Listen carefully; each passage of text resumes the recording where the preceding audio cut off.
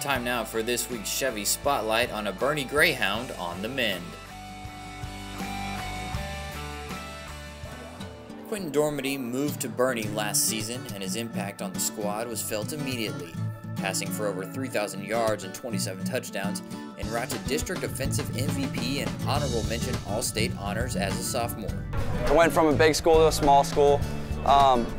It's been good so far. I enjoyed it. Came in last year, had some competition at quarterback, but I mean the guys accepted me really well, and it was a good year last year and I enjoyed it. Dormady is not only a star on the football field, but he also shines in the diamond for the Greyhounds baseball team.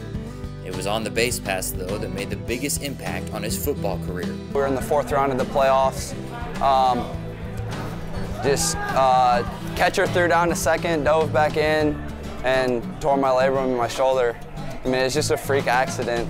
I mean, I've done it millions of times, but it is what it is. I got to make the most of it. Just, you know, is it something that we can get fixed right there? Is it something that you can rehab? And so you kind of go through that week of just not knowing what's going to happen. And you know, so we played that game for a little bit, and then had a good friend of mine, you know, got me to Dr. Andrews down in Florida, and it was just, it was pretty much a God thing how everything worked out.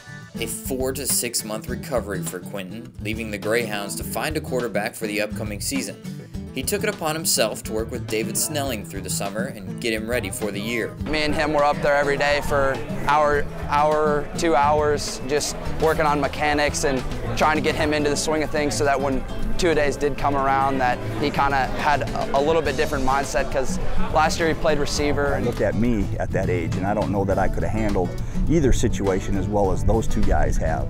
And you know, they've done a great job, so that's put us in a situation to be where we're at going into district play. Coach Dormady says Quinten is a couple weeks ahead of schedule when it comes to recovery.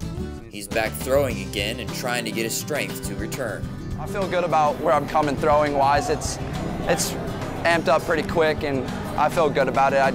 But like you said, I mean, you do kind of have to step back a little bit and say, I can't take this too fast, and because if I do come back too fast, I'm going to be right back in the same spot, and then I'm going to have to restart. There is no doubt Quinten is on the fast track to recovery, and you can bet his team, as well as many Division I programs across the country, are anxious to see what he will do once he returns to the field.